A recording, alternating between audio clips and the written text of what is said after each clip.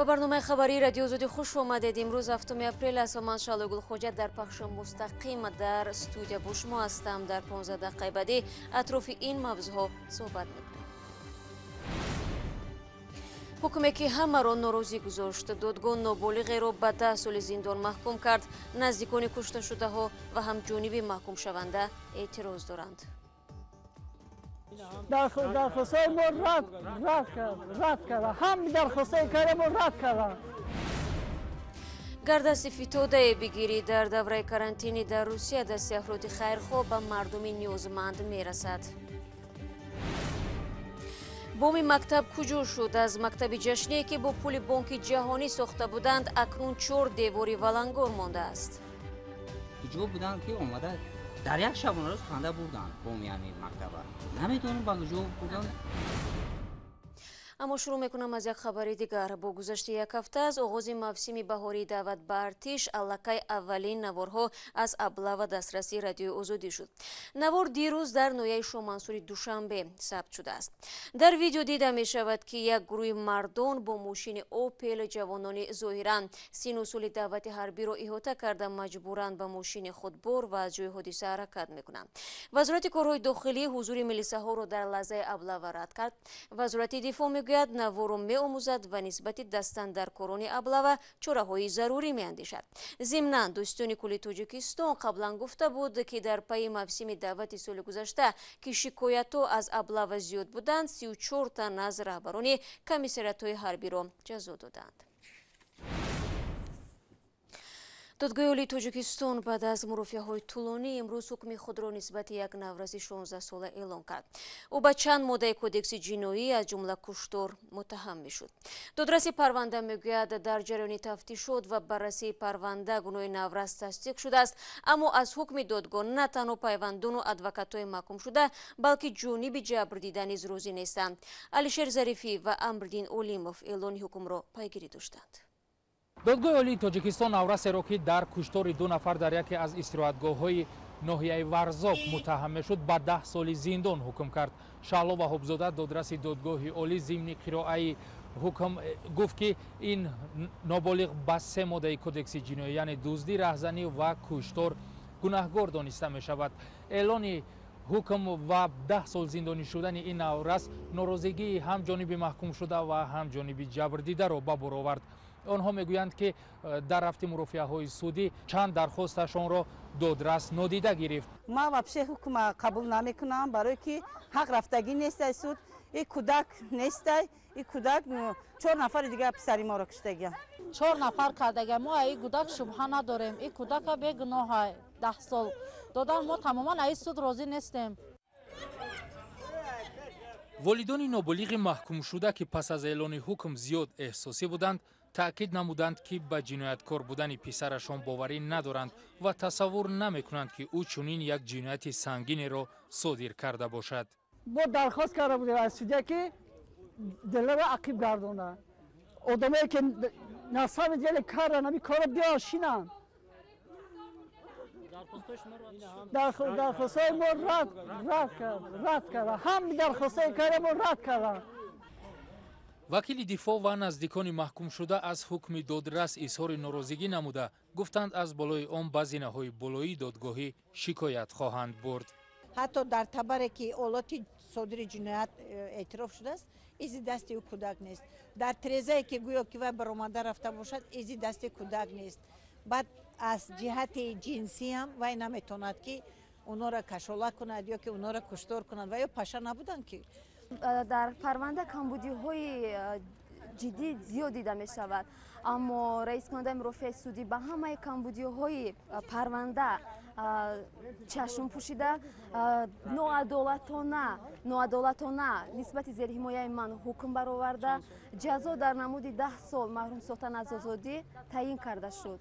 ما با حکم برآورده رئیس کننده مرافع سودی وهابزاده شهلا ناراضی می باشیم و ما حتما شکایت کاساسیونی می نویسیم. هرچند هر دو جانب قرار دادگاه را ناعادلانه ارزیابی نمودند، ولی دادرس پرونده شهلا وهابزاده میگوید حکم با نظرداشت دلیل‌های کافی و پرسش شاهدان در چارچوب قانون صورت گرفته است. мурофиаи ниҳоии парвандаи пурсару садо пас аз 9 моҳи баҳсу баррасӣ рӯзи 7 апрел дар додгоҳи олии тоҷикистон анҷом ёфт.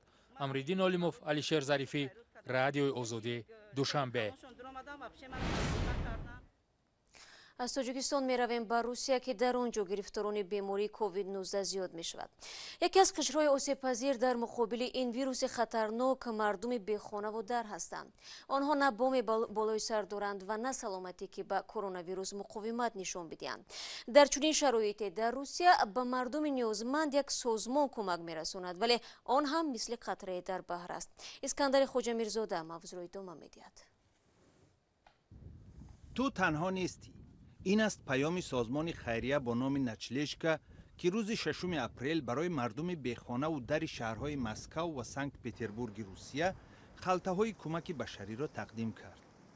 120 خلطه با کنسرو، مکرون، شیرینی و اشیای سانیتری برای دو شهر عظیم روسیه قطره در بحر است. اما رئیس نچلشکا در مسکو میگوید شاید سازمان‌های دیگر خیریه هم با این چاره‌بینی همراه شوند. داریا بابایکووا میگوید احوال مردم بیخانه و در که در روسیه با نام بامژ معروف میباشند خیلی ناگوار شده است. این قبیل مردم خانه ندارند. در گذشته آنها می توانستند شب را در ایستگاه روی آهن سپری کنند و دست و رویشان را در حاجتخانه فروشگاه‌های بزرگ شویند. حالا همه جا بسته است. هفته گذشته در روسیه رژیم گوشه‌نشینی آغاز یافت که تا آخر ماه اپریل ادامه می‌کند. داریا بابایکووا میگوید در شرایط کرانتین راه‌های معمولی تأمین مردم بیخانه با غذا خطرناک میباشند.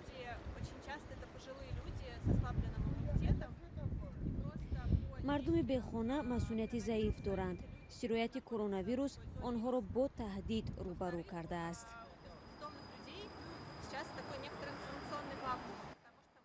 بر پایه آمار سازمان ناچلشکا در روسیه تا 1.5 میلیون شخصی محروم از خانه و در به سر میبرند. دولت هم برنامه کمک به این طبقه را طرح‌ریزی کرده است، ولی افرادی که با خبرگزاری ریترز هم صحبت شده اند شکایت دارند که دولت در فکر آنها نیست. زندگی برای ساکنان مسکو دشوارتر شد. من از چیزی خف ندارم، برای من فرق ندارد.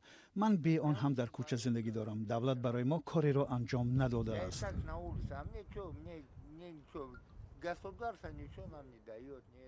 روز دوشنبه ستاد مبارزه با کرونا ویروس در روسیه اطلاع داد که در یک روز اخیر 954 حادثه نوی سرایت این بیماری به قید گرفته شده. شماره عمومی مردم گرفتار کرونا ویروس یا خود بیماری کووید 19 به 6343 نفر رسیده است. مرکز سرایت در روسیه شهر مسکو است که در آن کمش 591 گرفتار کووید 19 ثبت شده است. ستاد علاوه کرده است که تاکنون در روسیه از کووید 19 کمش 47 کس به هلاکت رسید. گزارش اسکندر خوجامرزاده بود. ضمناً در زمان карантин намояндагони маркази тоҷикон ҳам дар русия маъракаи кӯмак ба муҳоҷирони тоҷики ниёзмандро ба роҳ мондаву барояшон озуқа тақсим мекунанд. طول چند ماه اخیر زندگی اکثریت در سراسر عالم به دو تقسیم شده است، تا کرونا ویروس و در زمان کووید 19. ما گزارش‌های زیاد داشتیم درباره آنکه چگونه ساکنان شهرها با این بیماری دست به گریبانند و یا برای پیشگیری از آن تلاش میکنند. حالا با کمک آرزوی کریم میرویم به یک دهات تاجیکستان تا ببینیم خبرهای آخرین روی زندگی آنها چه تاثیر گذاشته و آنها درباره کرونا ویروس چی میدونند. گزارش رو به رادیو صوفی تقدیم میکند. аз густариши сартосарии коронавирус дар ҷаҳон ва паёмадҳои фалокатбори он ба кишварҳои мухталифи дунё, сокинони деҳоти дурдасти хатлон бештар вақт аз тариқи расонаҳои дохилӣ ва русӣ огаҳ мешаванд. сокинони деҳаи зағиртии шаҳри леваканд аз он нигаронанд, ки фарзандони аксари хонаводаҳои ин деҳа дар муҳоҷирати меҳнатӣ дар русия ҳастанд ва аз хабари расонаҳо огаҳӣ доранд, ки ба вируси корона дар ин кишвар ҳазорон нафар сироят шуда ва чанд нафар ҳам ҳалок гаштаанд. از تیبلدورا این عرصه هر جا میزنن که هم خیلی ویروس مثل کسل میشن، هم خیلی تمپراتوری بلند، سلفه، اقرتک میقپه، هم خیلی که با چی هم رفتن نمیشه به دکتر. баъзе аз сокинони зағиртӣ мегӯянд ҳоло осуданд, ки коронавирус ба тоҷикистон наомадааст. ва бар инанд дар сурати пайдо шудан онҳо низ мисли кишварҳои дигар хонашин мешаванд ва аз маросими тӯю маъракаҳо ва ҳатто дидорбинӣ бо наздикон даст хоҳанд кашид. ягон тӯймӯӣ шавагар тӯйда намерам. ҳар кахара барои худаш ҷавоб медиҳад. ин касали бисёр безӣ буда. сайфураи абдуллоҳ сокини шаҳри леваканд имрӯзҳо серкор аст. бо вуҷуди он ки ҳаво сарду боронист бояд корашро анҷом диҳад. ӯ ба сифати ихтиёрӣ роҳҳои пешгирӣ аз касалиҳои сироятӣ ва хусусан коронавирусро ба мардум мефаҳмонад. صحبت میکنیم که پیشگیری با جماعت یک جای نشستن ممکن نیست. تنها صحبت کردن سلام کردن ممکن نیست.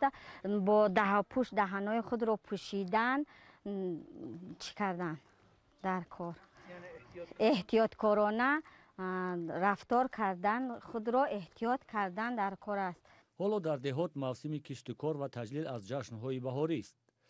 сокинони деҳаи зағиртӣ зери сояи таҳдидҳои коронавирус ба ҷомеаи ҷаҳонӣ дар ташвишанд, аммо ин вируси нав шеваи муқаррарии кору зиндагии сокинонро тағйир надодааст. дар ҷануби тоҷикистон мемонем. боми мактаби садамавӣ ба кӣ дар кор шудааст? дар раёсати маориф ва илми минтақаи Кулуб мегӯянд ба ин суол то ҳанӯз ҷавоб наёфтанд. бинои ин мактаб замоне бо харҷи садҳо ҳазор сомонии кӯмаки билоиваз сохта шуда буд, вале хеле зуд корношоям гашт. сокинони маҳаллаи Саидалӣ Вализода мегӯянд масъулаи ин бинои мактаби садамавӣ ҳадди ақал метавонист барои сохтани чанд симхонаи нав кӯмак кунад. маҳмудҷон раҳматзода гузориш медиҳад. ин вайрона бинои мактабест ки 13 соли пеш бо харҷи ним миллион сомонӣ кӯмаки бебозгашти Бонки ҷаҳонӣ бунёд шуда буд. яке аз биноҳои ҷашнии 2700 солагии шаҳри Куло буд. ба гуфтаи сокинони маҳаллаи Сайдалӣ Вализода баъди ҳамагӣ 3 соли ба кор пардохтани мактаб деворҳои он кафида фурӯ рафтанд. ба хотири садамавӣ буданаш дигар хонандагон дар он ҷо таҳсил накарданд. маҳалла 30 солаи муаллима кор мекунам. ин мактаб буд. вақте ки мактаб ташкил шид, мактаб аз чӣ сабабе бошад ки ба садама гирифтор шид, ин шакли мо намедонем, ба садама дучор шид. ба мо ваъда доданд ки симхона мекунем, мактаб мекунем, ки ягон кас чора надид. баъди ба садама дучор шудани бинои ин мактаб бо кӯмаки як соҳибкори маҳаллӣ дар мавзеи дигари маҳаллаи Сайдалӣ Вализода мактаби наве сохтанд. аммо ба гуфтаи сокинон он барои як маҳаллаи калон хурдӣ мекунад. фарзандои мо 3-4 километр дур мераванд. баъди синфи хатми синфи 8 синфи 10-11 ноҳияи Муминобод мераванд, маҳаллаи қишлоқи Боғиявӣ, маҳаллаи Тудакавш мераванд. як сол қабл радиои Озодӣ аз вазъи ин мактаби вайрона гузориш дод ва мақомот гуфта буданд ки онро то ҷашни 30 солагии истиқлоли Тоҷикистон ба боғчаи кӯдакона табдил медиҳанд. сокинон мегӯянд ки ба ҷои обод кардани мактаб моҳе қабл чӯбу тахтаи онро канда ба куҷое бурданд. аз кадом ширкат будан ва аз куҷо будан ки омада дар як шабонарӯз канда бурдан боми ҳамин мактаба.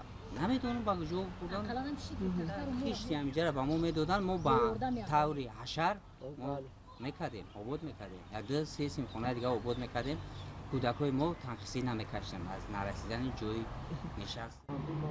аз раёсати маориф ва илми минтақаи Кулоб гуфтанд замини симхонаҳои ин макон ба онҳо тааллуқ дорад, вале дақиқа намедонанд ки боми мактабро кӣ кандаву ба куҷо бурда аст.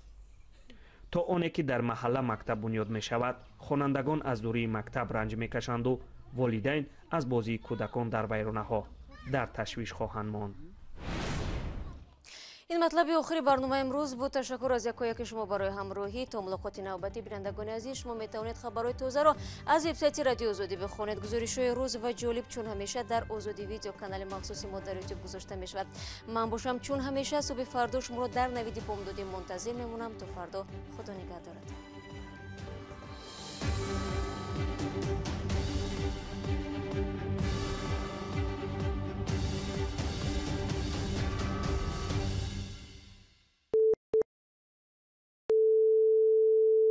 This is Radio Free Europe, Radio Liberty, Praha.